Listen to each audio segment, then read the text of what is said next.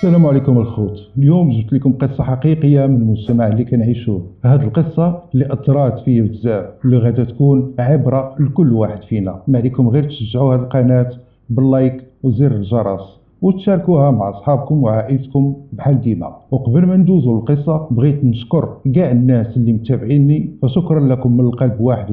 ومرحبا بالناس الجداد، مرحبا بكم في العائلة. وبلا ما نطول عليكم ندوزوا لقصتنا.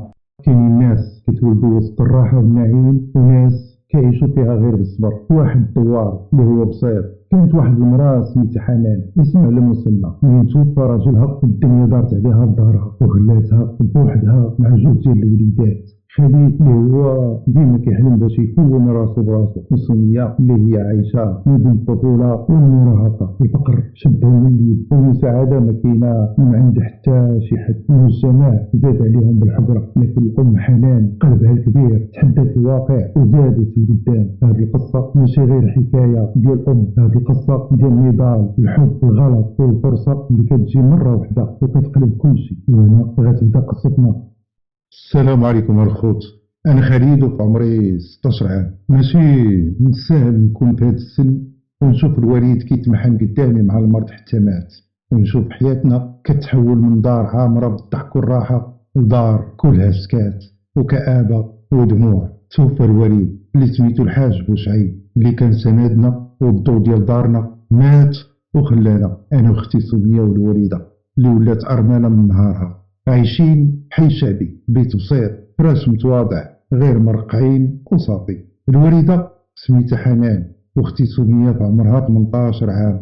بدينا كنشوفوا الواقع اللي كيفاش كيحال علينا. الوالدة لابسة لباس بيض جالسة في واحد الركنة، كتشوف صورة المرحوم والدموع على خدودها، غير كتبكي وتنوح على فراق الوالد بواحد الصوت مبحوح. الله سيدي ربي، ما فين خليتيني يا بوسعيد؟ لا حنين لا رحيم. يا بوسعيد، فين مشيتي وخليتيني؟ فين هي الرحمة ديال الناس؟ ما بقى لا حنين لا رحيم. وكيفاش غادي ندير دابا يا سيدي ربي؟ كيفاش غادي ندير؟ لا خدمة لا ردمة لا عائلة مقادة. شكون اللي غادي يوقف معايا؟ شكون؟ يا ربي تساعدني، يا ربي يا ربي تساعدني باش نوقف معاهم ونكون لهم الأم والأب، نكون الحضن والسند لهم. ولكن ربي كبير، ما غاديش يتخلى عليا ولا على وليداتي. الزنقة ديالنا الخوت مكرفصة بالمزيان، الطريق كلها محفرة والحيوط ديال الديور مسقوقين بحال عندنا حرب، والناس جالسين كيتمشاو من حدا الدار ببرودة، وشي عيالات كيهضروا وكيقولوا مسكينة حنان جارتنا ترملات وبقات بوحدها. اختي سمية عقلها ما بين الطفولة والمراهقة، كتحاول تبان قوية ولكن انا عارفة ضايعة وخايفة. وانا كان كيخصني نكبر من نهاري ونكون الراجل اللي خلاه الوالد، ولكن راجل بلا تجربة كيف غادي يدير؟ اختي سمية كتقرب من الوالده. ماما والله ما نخليوه بوحدك، انا غادا نخرج ونقلب على خدمه في شي صالون، نخدم كوافوره ولا في اي حاجه. غير تهناي، راكي عندك وليدات ديال بصح ماشي ديال الهضره. شوف يا ماما ما تخافيش، من غدا نمشي نقلب على خدمه، غير كوني هانيه، ربي كبير. وقلت انا لا، انا اللي غادي نخدم. شوفي اللي غادي يخدم في هاد الدار هو انا هو الراجل من بعد الوالد. انت يا سمية قابلي قريتك والوالده تقابل الدار، ما نخلوش الحزن يغلبنا. قالت الوالده ودموعها نازلين وهي كتبكي ومع ذلك واقفه كتحاول تشد دموعها، وقالت بصوت قوي: ما نرضاش لكم يا وليداتي تخدموا وتضيعوا قرايتكم. انا اللي غادا نخدم ونخرج نخدم، راكم باقيين صغار. الحمد لله باقا بصحتي، انا نبيع في الزناقي في السويق، نخدم في الديور ونعاون الناس. ماشي عيب، الخدمه راها شريفه. المهم ما غادي يخصكم حتى خير، غير كونوا هانيين وليداتي. المهم ما يخصكم والو، كونوا رجال وعيالات ديال بصح وتهلاو في قريتكم، راه السلاح اللي غادي يبدل قدركم. وجات الايام الوالده كتجمع شويه ديال الخضره قفه قديمه، كتخرج مع الفجر، الضباب والبرد، الصهد، الطريق، الناس ناعسين وهي ماشيه كتحاول تقاوم التعب. كتمشي للسويقه كتبيع الخص، الربيع والكرافس، وكتكمل النهار في الخدمه في الديور واحد النهار وانا طالع في الدروج حتى كنسمع الغوات في الدار، حليت الباب دخلت لقيت الوالده وسميه مشادين. الوالده معصبه وقلت للوالده اش هاد الغوات، اش واقع؟ الغواتكم كيتسمع من الدروج، اش كاين؟ جاوبتني الوالده شوف ولدي خالد، تلاقيت مع جارتنا الشعيبيه في السويقه وقالت لي بلي سميه كتضل الدور بلا فايده في الزناقي ومخليه قرايتها، وانت كتشوف ولدي خالد واش باغيه تولي هم عليا من بعد هم الدنيا؟ جاوبت سميه وقالت بلا حشمه وبلا حياء راه حياتي انا كبرت وعارفه اشنو كندير، راه الفقر ما كيرحمش وعارفه راسي، ماشي انت اللي تقرري ليا. جاوبتها وقلت شوفي يا سميه الله يهديك، راه قريتك هي سلاحك، واش بغيتي تولي ضحيه مجتمع وتزيدي على الوالده الهم؟ هي الفقراء، ولكن راه ماشي مبرر باش نضيعوا راسنا هكاك. الوالده كتنزل دموعها وكتشد سميه من يديها وقالت يا بنتي انا بيك وبخوك باقيه صابره، ماشي الفقر اللي يخوف هو الجهل والتهور، الله يرضي رجعي للطريق، ماشي الفقر اللي نخافوا منه، نخافوا من اللي غتضيعي منا. شوفي يا بنتي انا هي امك وباك في الدنيا كلها، الله يهديك يا بنتي ديها غير في قرايتك. وقلت لسميه شوفي يا اختي ديها في قرايتك وبركه من الفهمات الخاويه، راه كل الناس فقراء وصابرين حتى يجيبوا الله الفرج، الفقر ماشي عيب مادام عايشين بالحلال، حنا بزوج بينا خاصنا ننجحوا في قرايتنا ونشوفوا الطريق اللي هي الصحيحه فقرائيه، ومن بعد هذا هو الواقع كي خصنا نمشيو على قياسنا، اللي كيطير كيجيبها غير في راسو، وهنا غتبدا قصه اخرى. اي الايام كدوز علينا ثقيله والوالده بدات كتعيا جسديا ونفسيا، ولكن واقفه هازه الدار كامله فوق كتافها، وحتى سميه ولات كتخرج بزاف وكيسحب راسها كتعرف اشنو كدير، ولكن الحقيقه كانت مختلفه. واحد النهار داز واحد الحوار ما بيني وبين الوالده. هذاك النهار كان ليل في الكوزينه اللي هي صغيره والبوله فيها ضو خافت خفيف مضويه غير على راسها، والسكون والثقيل مع قريبه منا واحد الضياع، والصوت نقنيق ديال الضفادع كيتسمع من بعيد، وانا جالس في الظلام مقابل الحيط عينيا حمرين بالبكا وغير سكات شويه حتى الباب ديال الكوزينه تحل بشويه، والوالده دخلت عليا البيت وفي يديها كاس ديال اتاي سخون، وقالت لي بصوت هادئ وفيه العيا ديال التماره اللي دازت عليها في وسط النهار، وقالت خالد علاش ما نستيش؟ راك منين رجعتي من المدرسه وانت ساكت؟ شي حاجه مقلقاك؟ جاوبتها وانا ما كنشوفش فيها بصوتي اللي فيه نبره حزينه، وقلت لها الوالده بغيت نسولك علاش حنا فقراء؟ قربات وحطات الكاس قدامي وجلسات حدايا وقالت حبيبي ماشي فقراء، حنا اغنياء بالقناعه بالصبر بالمحبه اللي بيناتنا. قاطعتها وقلت لها واش القناعه كتخلص الكرا؟ واش القناعه كتشري الكتوبه؟ واش القناعه كتشبع الكرش؟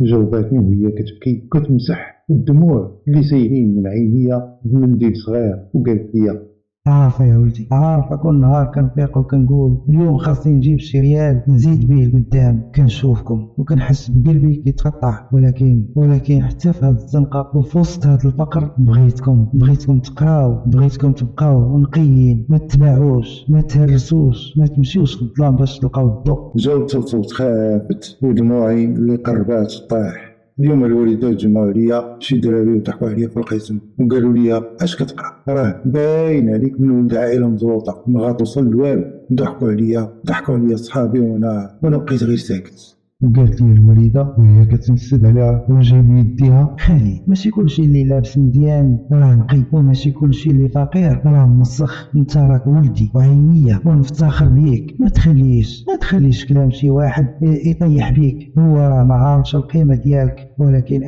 انا كنشوف فيك راجل ديال غدا، وراه الوقت اللي غادي تجاوب عليه. جاوبتها وطلعت واحد نهيده وكنمسح بدموعي. الوالده غادي نمشي نخدم في العطله، نعاونك نشري ليك شي حاجه نشوفك فرحانه، حيت انا ما بقيتش صغير. شافت فيا الوالده وهي مبتسمه وعنقاتني وكتمسح بدموعي وقالت كبرتي يا ولدي كبرتي بكري، ولكن ماشي خساره، هذا الفقر غادي يدوز، ولكن قلبك الكبير هو اللي غادي يخليني نعيش ونموت وانا مرتاحه. وبقينا كنتكلموا تسمعنا اذان الفجر من بعيد ومشينا بزوج نصليو. احيانا كتكون الرجوله دمعه كتمتيها باش ما تقلقش اللي كيبغيك، واحد النهار في العشية قبل المغرب السما حمراء والضو كيتداخل بين الغيوم. الوالدة كتحضر العشاء، كتقشر البطاطا وكتسمع الباب كيتحل. سمية كتدخل ساكتة وعينيها في الأرض. قالت الوالدة وبلا ما تدور: مرحبا بنتي، اشنو درتو اليوم؟ جاكم الاستاذ ديال العربيه؟ سمية ساكتة كتحط شكارتها بشوية بجنب الباب وكتجي كتجلس في الكوزينة، ولكن باين عليها شي حاجة. لاحظات الوالدة بلي سمية غير ساكتة، وهي تدور الوالدة وجهها وكتشوف وجه سمية وقالت لها: علاش وجهك صفر؟ واقيلا ما فطرتيش ولا شي واحد داير لك شي حاجه؟ جاوبات سمية وقالت بصوت مهزوز وبلا ما ترفع عينيها: ماما انا ما بغيتش نرجع للمدرسه. وقالت لها الوالدة وهي كتجر كرسي وكتجلس حداها: وهذه جديده عندك. علاش سميه؟ قولي لي، انت ديما كتجي فرحانه وكتعاودي لي كلشي، اشنو وقع؟ جاوباتها بالدموع اللي محبوسة وصوتها كيرتعش: البارح في القسم الاستاذ طلب من كل وحده تكتب موضوع اشنو باغا تكوني في المستقبل. كتبت بغيت نكون مصممه ازياء مشهوره وندير البامادار. اليوم اعطاني الورقه وقال لي انت مصممه ازياء وبهذا اللبس اللي لابساه. جاوبتها الوالدة وعينيها كيحماروا. اشنو قالها لي قدام البنات؟ ونزلت راسها سمية وقالت: ايه ماما، ضحكوا عليا بزاف. وحده قالت مصممة ازياء ديال اشنو؟ ديال الشراوط المساكين. وفي هذه اللحظة سكتات الوالدة وحسيت بالنار كتغلي بدمها، ولكن كتشد راس سمية بحنان وقالت بصوت حنين وقوي: بنتي راهم يضحكوا حيت خايبين، كيضحكوا باش يغطيو ضعفهم. وانتي اللي كتبكي، انتي اللي غاديه توصلي ليه ماشي هما. خليهم يضحكوا اليوم، وغدا غادي يجي النهار يجيبوا وليداتهم يخيطوا عندك. جاوبات سمية وقالت بالدموع كتنزل: ولكن انا ماما ما غاداش نبقى نحلم. كاع المساكين اللي كيفنا ما كيحلموش بزاف، الحلم ديالنا كبير علينا. جاوباتها الوالدة كتوقف وكتنشف دموع سمية بحال شي عسكري. ماشي صحيح اللي فقير ماشي خاصو يخلي الحلم، خاصو يتعافر ويقاوم كاع التحديات. الحلم هو اللي كيشدك وانتي غاديه وسط الزحام ديال الطريق. بنتي سمية، كتعرفي علاش كنخدم وكنشقى وكنسكت؟ باش حلمكم يبقى حي. ما تخليش على الحلم ديالك مهما كانت الظروف.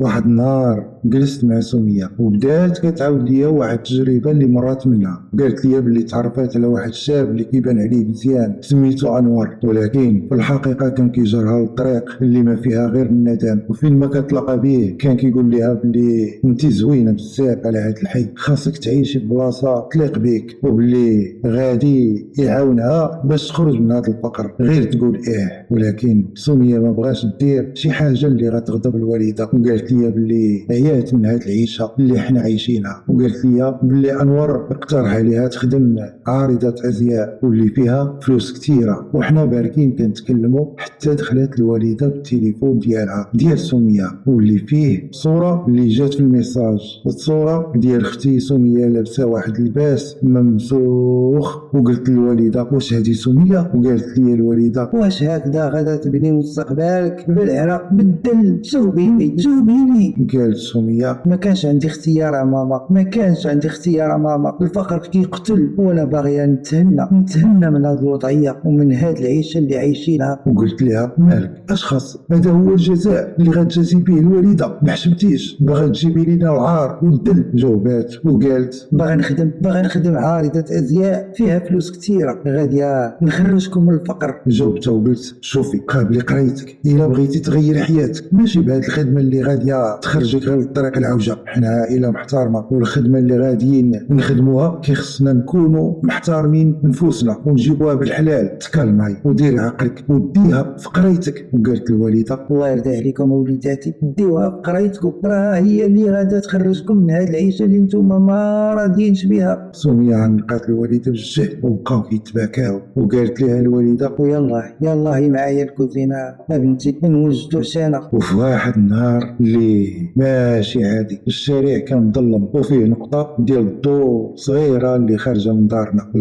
الفقر الخوت هو المعركة ديالنا. كل دمعة، كل حلم صغير هو جندي في هاد الحرب ديال الحياة. الليل والساعة 4 ديال الصباح الفجر قرب بيودن. الدار ديالنا عبارة على صالة بسيطة فيها طاولة ديال العود وتلفازة قديمة شاعلة بلا صوت، وبراد فيه اتاي بارد، الجو ساكت اللي هو كيقتل، والصوت الريح اللي كيصفر في الزنقة، والوالدة ناعسة فوق الزربية ووجهها كيبان عليه الإرهاق. الحيك ملفوف عليها حتى كتسمع الدقان الخبيط في الباب. حتى فاقت الوالدة وهي مخلوعة كتقول لا شكون اللي كيخبط علينا الباب في هذا الوقت؟ مشات كتجري، لبسات الخمار وحلات الباب وهي مطردة. وكانوا جوج ديال رجال الامن واقفين وانا وراهم، وفي يدي مينوط ووجهي زرق من قوة الضرب. قال لها البوليسي بكلام رسمي: واش انت السيدة حنان الزيدي؟ جاوبات وعينيها مفيكسين فيا. إيه نعم أنا اشنو وقع؟ خالد ولدي اش دار؟ قال الشرطي للوالدة: شديناه البارح مع شبهة اقتحام وسرقة الحانوت ديال السي الرامي في السويقة. لقيناه خارج وبيديه شوية ديال السلعة مكبيها، والباقي هربوا بيه صحابو. الوالدة كترجع خطوة للور، صدمات ما عرفات ما دير، وقالت: لا مستحيل خالد ولدي انا اللي مربياه، ما يمكنش، كاين شي غلط. سمية كتخرج من البيت مفزوعة، لابسة بيجامة وجهها نص ناعس ونص مفزوع، قالت سمية بصدمة: شرطي ماما اشنو وقع؟ فين خالد؟ شنو وقع في باب الدار؟ جاوباتها الوالدة: خوك بنتي قالوا لقاو معاه شي سلعة مسروقة، قالوا يدخل الحانوت مع حانوت سرق. انا ما مصدقاش هادشي كله، ما مصدقاش. الشرطي قال: عندنا امر التفتيش. دخلوا قلبوا الى لقيتو شي حاجه. دخلوا قلبوا ما لقاو والو، وقال: غدا غادي يتعرض ولدك على وكيل جلاله الملك باش ديري ليه محامي، والله يعاونك. الوالدة بقات كتشوف فيا بحال اللي باغا تفهم من عينيا واش بصح ولا كذوب، لكن انا غير ننزل راسي ما قدرتش نجاوبها. الباب كيتسد بشويه والوالدة كطيح على ركبها وكتقول بصوت مخنوق: لا يا ربي لا، انا كنخدم في السوق، كنتكرفص، كنهلك صحتي باش ما يخصهم حتى حاجه، وها هو ولدي كيتشد. فين غلط يا سيدي ربي؟ فين غلط؟ فين؟ وقالت اختي سمية: خالد لا ما يمكنش هو اللي كيبكي منين كيسمع شي واحد دار شي حاجه ما مزياناش، هو اللي كيقول وكينصحنا باش ما نغلطوش. جاوبات الوالدة وقالت: وراه كان كيقولها وكان كيبوس يديا ويقولها، ولكن الجوع والحقرة والزنقة والحرمان.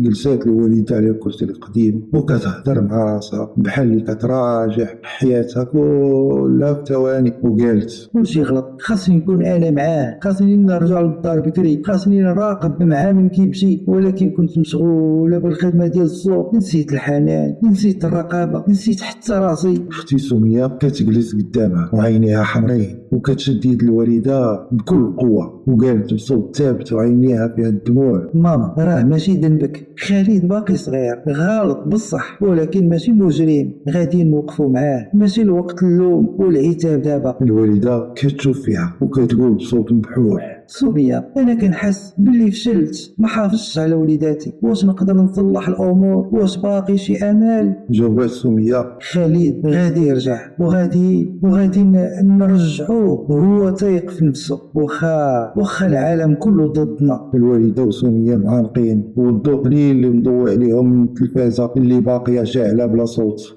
وفجأة جا النور، طلع النهار من بعد اعتقالي مع 9 ديال الصباح. غاد تمشي الوالدة واختي سمية لمركز الدعم الاجتماعي للنساء. الجو ديال النهار اللي كان الضوء ديال الشمس كيقشع الزاج ديال الشراجم في المركز، وصوت العيالات كيتكلموا في القاعات، وكانت كل وحده فيهم عندها مشكل جايباه معاها باش تحلو. وهنا كتبان الوالده دخلات من باب المركز لابسه جلابه بيضاء قديمه وخمار باهت، عينها منفوخه من الصهير والبكاء. وسميه مرافقاها لابسه سروال جين وقميصه بيضاء، وجه الوالده شاحب ولكن واقفه. الموظفه اللي في استقبال كتديهم عند نوال مديره المركز المركز، وهي حدا باب المكتب دقات دقه خفيفه وقالت للموظف المديرة المركز: مدام نوال، عندك زيارة. السيدة اللي معايا سميتها حنان، كتقول باللي عندها مشكلة مع ولدها اللي تشد. مدام نوال كتخرج من مكتبها، شكلها شابة في الثلاثينات، شعرها مجموع ولابسة على عنقها شعار ديال الجمعية، وعينيها فيهم دفء وصرامة في وقت واحد. قالت نوال بابتسامة: السلام عليكم، مرحبا بكم. مرحبا بك يا حنان، تفضلي ودخلي حتى بنتك. دخلت الوالدة وسمية كيجلسوا قدام مكتب بسيط فيه مذكرات وملفات كثيرة، وقالت لها الوالدة بصوت منخفض: ما عرفتش كيفاش نوصل ليك، اللي ورانا بيك هي جارتنا أمك نعيمة اللي خدامة معاكم، وقالت لي بلي انت كتوقفي مع الناس في المشاكل ديالهم. جاوبت: وصرف ليا نكون واقفة معاكم، قولي لي اشنو وقع بالضبط. جاوبتها الوالدة وسلمى كتشوف وجه الوالدة وهي كتسمع لمديرها بانتباه، وقالت لها الوالدة: ولدي خالد عنده 16 عام، شد مع صاحبه في السرقة، قالوا باللي دخل هو وصاحبه لواحد الحانوت وسرقوا، وانا ما عمري ما ربيت ولدي على الحرام، والله شاهد، ولكن الزنقة كتربيه، وولدي دابا تشد. كتحبس الكلام وكتبدا دموعها تنزل بالصمت. مدام نوال كتعطيها ورقات ديال الكلينكس وقالت لها بصوت حنين: ايه راه ماشي ساهل، لكن راه ماشي نهاية الطريق. خالد ماشي مجرم، هو ضحية من الآلاف اللي هما بحاله، والدولة والمجتمع وحتى القانون خاصهم يشوفوا بالفرق. وقالت اختي سمية بعينين حمرين بالبكا وهي محروقة من جهتي، وقالت: كنبغيه واخا غالط ميستاهلش يضيع، وحنا ما عندنا لا معارف لا فلوس باش يخرج بالكفالة. حتى المحامي ما عرفناش منين نجيبو ليه الخلاص ديالو. كتنوض مدام نوال وكتقلب في الملف فوق المكتب وكتقول: انا عندي شبكة ديال محاميين متطوعين، غادي نوكل واحد فيهم يدافع عليه، وزيادة على هادشي نقدر نطلب تقرير من الأخصائية النفسية باش نبينوا للمحكمة أن خالد في حالة اجتماعية خاصة، ماشي مجرم، بل محتاج للدعم والرعاية. جاوبتها الوالدة بصوت مهرس: الله يجازيك، الله يجازيك بخير، انا كنت باغيه غير شي امال، شي حد يقول لي راكي ماشي بوحدك. سلمى ابتسمات وكيبان عليها انها مطمئنه وكتشد يد الوالده وقالت لها: انتي ماشي بوحدك، غادي نوقفوا كاملين حتى نخليو خالد طليق حر والبراءة معاه. مدام نوال وقفات والوالده وسميه جالسين بجنب بعضياتهم بحال اللي رجعوا الثقه في راسهم. البراءه الخوت ماشي غير كلمه. من بعد 3 ديال الاسابيع من الاعتقال ديالي غادي نكونوا جميع وسط المحكمه الابتدائيه. جا النهار الخوت في قاعه الجلسات رقم 3. الصقيل والصمت في القاعه والخلعه باينه على وجه الوالده واختي سميه. النفس محبوسه، الصوت القاضي هو اللي كيحكم الاجواء. شويه حتى دخلت مدام نوال ومعاه محامي شاب عنده نظرة حادة وهادئة، لابس روب ديال المحاماة. الوالدة وسمية جالسين في الصف الثاني وانا داخل في الحراسة لابس لبس السجن الخاص بالقاصرين، ولكن باين عليا الخلعة والحشمة على هادشي اللي درت. حتى نطق القاضي وقال بصوت صارم: وطبقا للقانون المادة 505 من القانون الجنائي، خالد الوزاني ولد بوشعيب الوزاني وحنان بنت ميلود الشامي المتهم خالد الوزاني بالسرقة واختلاس مال مملوك للغير بصفة غير قانونية. نعلن عن افتتاح الجلسة ملف رقم 225-268. المشتكي الحربي الترابي خالد الوزاني، أنت متهم من أجل جنحة موصوفة مع تشكيل عصابة للسرقة. المرافعة الأخيرة قبل النطق بالحكم. المحامي اللي واقف من بعد ما عطاه القاضي بالنطق جاوب وهو واثق من نفسه: سيدي القاضي، موكل مجرم طفل تاه وسط أزقة الفقر وضياع الأب وغفلة الأم، ليس مجرم محترف بل ضحية ظروف اجتماعية واقتصادية خانقة. ولد اللي داو صحاب السوق واستغلوا سذاجته باش يكون معاهم، كيتكلم وكيتنفس بعمق وكيشوف القاضي مباشرة. وقال المحامي: عندنا تقرير من الأخصائية النفسية كتشهد أن خالد ماشي خطر على المجتمع، وعندنا شهادة من الأساتذة في الإعدادي اللي كتقول أنهم من الطلبة المنضبطين والمتفوقين في دراستهم. عندنا تقرير من الأخصائية النفسية كتشهد أن خالد ماشي خطر على المجتمع، وعندنا شهادة من الأساتذة ديالو في الإعدادي اللي كتقول أنهم من الطلبة المنضبطين والمتفوقين في دراستهم، وعندنا أم أرملة كتبيع وكتشري في الأسواق الشعبية وكتخدم في البيوت باش ما يباتوش بالجوع، مربياه على الحلال. انا كنشوف مدام نوال كتشد يد الوالده وسميه كتحبس دموعها، وقال المحامي بنبره مؤثره: واش ندفنوا مستقبل هذا الولد ولا نعطيه فرصة؟ سيد القاضي كنطلب البراءة أو على الأقل الاستفادة من تدابير بديلة، وكنتعهد بالمراقبة تحت إشراف الجمعية الاجتماعية. القاضي بقى ساكت وكيشاور الملف مع اللي في جنبه وهو كيتنهد وقال: الكلمة الأخيرة للمتهم. حاولت الخوت نجاوب وانا مخلوع واقف كنحاول نحبس صوتي اللي كيترعد، وقلت: انا غلط، ما عرفتش اشنو كنت كندير، لكن اليوم فهمت وبغيت نصلح، بغيت نكمل قرايتي ونعاون الوالده واختي، بغيت نكون راجل، ما غاديش نخلي راسي نضيع مره اخرى. القاعه على الخوت كلها ساكته، حتى الهواء ما بقاش كيدور. جاوب القاضي وقال بصوت قوي: بعد الاستماع للنيابة وهيئة الدفاع وشهادة الشهود وبعد الاطلاع على تقارير الأخصائية الاجتماعية، المحكمة كتقرر. كنشوف الخوت في الوالده وهي رافعه يديها كتدعي وسميه كتبكي. جلس القاضي ونطق بالحكم وقال: نعلن تبرئة خالد الوزاني من التهمة الرئيسية مع الاستفادة من برنامج الإدماج الاجتماعي تحت إشراف جمعية صوت الأمهات المكافحات. شفت الوالده كتغوت بصوت مبحوح وكتقول: حمدتك يا ربي وشكرتك، حمدتك يا ربي وشكرتك.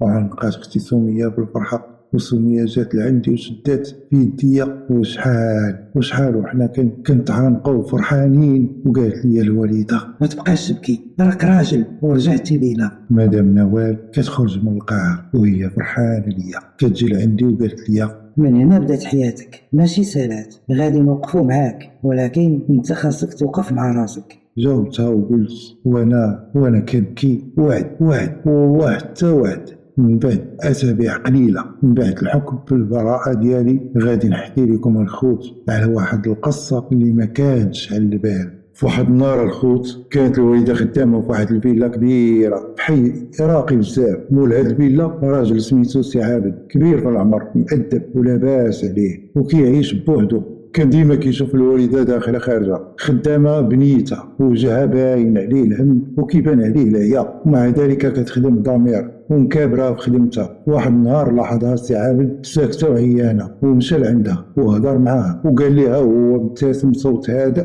كنحس بيك باللي انت مرة معقولة وكتضربي تمارة بزاف، واش عندك شي وليدات؟ جاوبات الوالده وهي كتنشف في يديها وكتنهد: ايه سيدي، عندي 2 وليدات، ولد وبنت، ولكن الدنيا دمراتني بزاف، واللي في القلب الله وحده هو اللي كيعلم به، ولكن الحمد لله انا راضيه بالمكتوب. جاوبها وقال: اشنو سميتك؟ جاوبات وقالت: سميتي حنان. جاوبها وقال: عندك اسم على مسمى. شوفي يا حنان، انا عندي مشروع خيري في العروبيه، كنقلب على الناس اللي يكونوا ثقه وباغي نعطيك فرصه باش تبدل حياتك وتدي معاك وليداتك وتبداي حياه جديده. راني متيقن باللي غادي يعجبك الحال وما غاداش تندمي. جاوبات وقالت وهي مصدومه: اش الخدمه؟ واش عندك شي دار في العربيه بغيتي ننظفها ليك؟ جاوبها ومبتسم وقال: لا، واش بغيتي تبقاي ديما كتخدمي بالديور؟ انا داير دار ديال الضيافه في العروبيه، باغيك تشرفي عليها ماشي تخدمي فيها بحال الخدامات. غادي تكوني مسؤوله قدام السياح، ترتاحي وتشوفي وليداتك معاك امان، وغاديه تكوني مرتاحه. واخا راها خدمه، المهم وليداتك غادي يكونوا معاك وغاديه تكوني مامنه وغاديه تكون عندك السكنه ديالك تما. ايوا اش قلتي؟ نقول مبروك الخدمه الجديده؟ المهم الخوت الوالده قبلات هذا العرض. مشينا معاه لواحد الباديه صغيره بنواحي جديده اللي كاينه دار الضيافه، وماشي اي دار كبيره متقونه جامعه بين الاصاله والمعاصره بحال الوطين، ولكن ستيل مغربي تقليدي معاصر. لا بيسينات كبار وصغار، وكاينه رياضه ركوب على الخيل، وحدائق خضراء كترد الروح، وغرف فاخره كلها فيها حمامات خاصه، والخدامه كتار كلها باش مكلف. كل واحد كيدير خدمته. المدخول ديال هاد الدار ضيافه كيمشي ديريكت للخيريه والمؤسسات الخيريه والمشاريع الاجتماعيه، ولكن في المقابل الوالده ولات مرتاحه، وحنا لقينا راسنا في جنه ما كناش كنحلموا بها. واحد شويه وانا جالس في كرسي الجردة حتى كتبان لي الوالده من بعيد. الوالده كتشرح للسياح الاجانب وسط دار الضيافه بابتسامه خفيفه، لابسه لباس مغربي عميق. كنشوف دابا الوالده كتضحك ومرتاحه وهي فرحانه. انا عمرني ما نسيت هذا النهار الخوت اللي حياتنا تقلبات فيه مسافه طويله قدام بفضل كلمه وحده اللي هي الثقه. السي عابد عطانا باب وحنا دخلنا منه، وانا وعدت راسي والوالده وسميه اننا ما نرجعوش نعيشوا وسط الالم.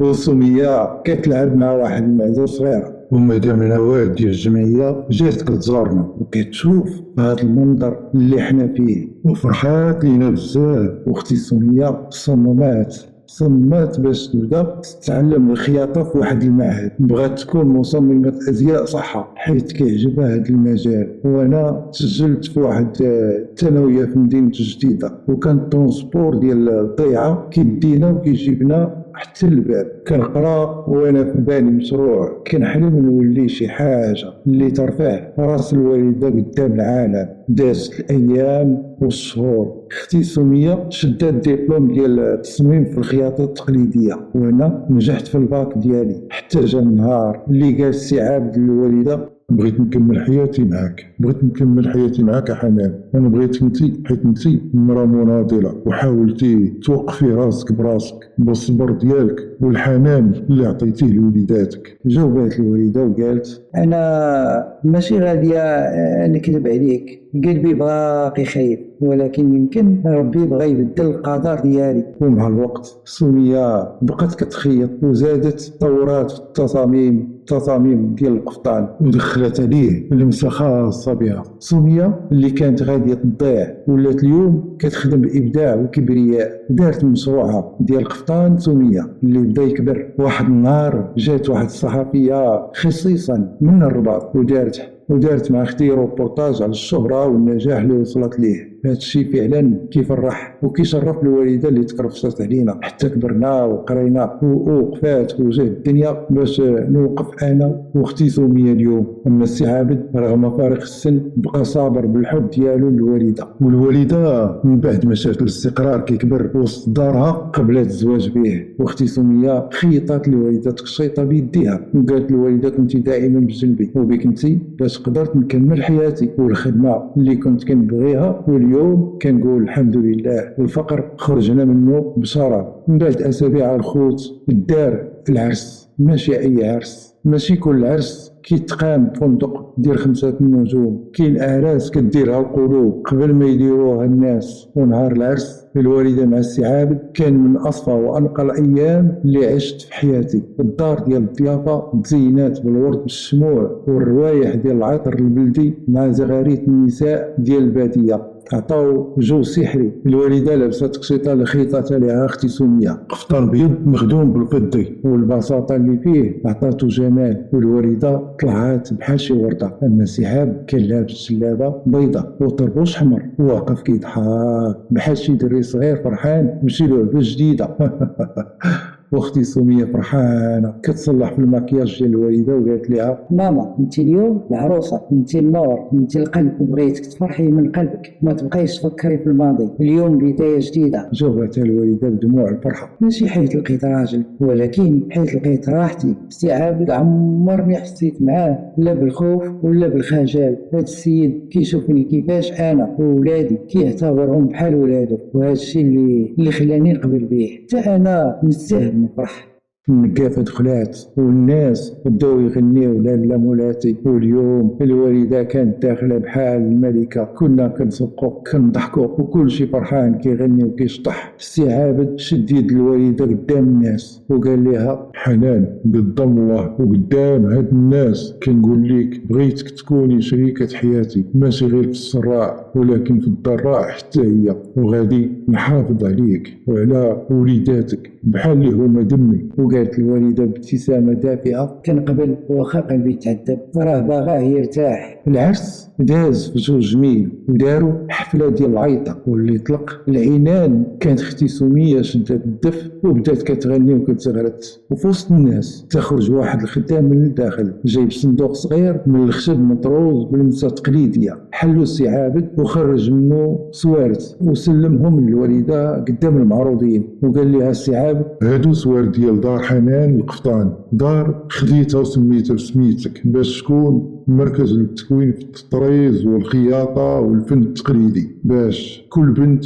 ولا مرة في هذه البادية تلقى فرصة، وباش سمية تلقى الفضاء اللي تكمل فيه مشروعها وتكبره. وقالت الوالدة: السي عابد أنا ما عندي ما نقول، هذا فوق ما كنت كنحلم به. وقالت اختي سمية بعينين مدمعين: حلمي ما كانش غادي يكبر بلا بيك، واليوم غادي نكبروا بالاسم ديال دار حنان، غادي تكون دار لكل بنت كانت بحالي. الناس بداو كيزغرتوا، الوالدة كتشوف السوارت وكتبكي، ماشي بكا ديال الحزن ولكن ديال الفرحة، بحال إلا ربي يكتب ليها نهاية تستاهلها. الوالدة اللي كانت مرهقة من الحياة رجعت اليوم سيدة الدار وسيدة قلب السي عابد. واللي صدمنا في الحضور الأستاذة مدام نوال مديرة المركز الاجتماعي للنساء، واللي قالت للوالدة: ربي عوضك بالحنان من بعد الصبر اللي صبرتيه مع وليداتك، وكنتي الجبل اللي وقفتي عليه باش ما تطيحوش. جاوبت اختي سمية وقالت: عندك الحق،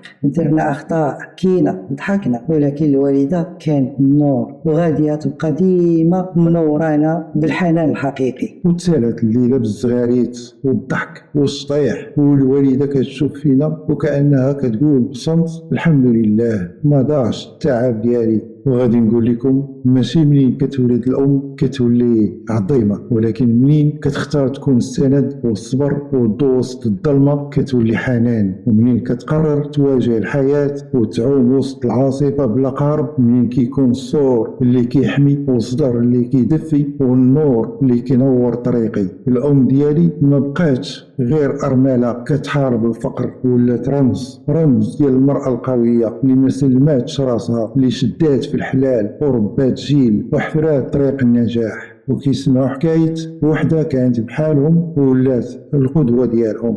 وانا كملت قرايتي وصبحت تقني في مجال تسيير المقاولة، وكنعاون اختي في التسيير باش المشروع ديالنا يكبر، لان النجاح الحقيقي هو نجاح العائلة كلها. اما الوالدة حنان اللي كانت كتبيع الخص والكرافس ولات سيدة دار وسيدة قصة وسيدة قلب، راجل قدرها وشاف فيها النور وسط الزحام. وهنا غادي نقول لكم ايها المستمعون الكرام، راه الا كنتو كتشوفوا الدنيا مسدوده، راه داك الضوء الصغير هو اللي كيشعل في وسط الظلام. تقدر تكون انت ولا انتي ولا حتى انا، بالصبر والنيه والمعقول كل شيء ممكن. فعلا الحنان الحقيقي كيضوي الطريق. وهكذا قصتنا سالات، نتلاقاو في قصة أخرى إن شاء الله.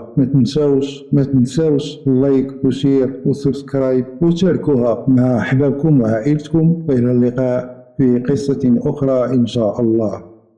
بالمشاركة ديالكم اللايكات والبارطاج مع عائلتكم وصحابكم غتكبر القناة باش تخليوني نبقى نجيب لكم قصص جديدة، وانا ديما معكم. الى عندكم شي قصة بالكم ولا شي حدث وقع معكم صيفطوه ليا في الميساج وانا معكم. شكرا على الدعم والاعجاب ديالكم ليا. الى اللقاء.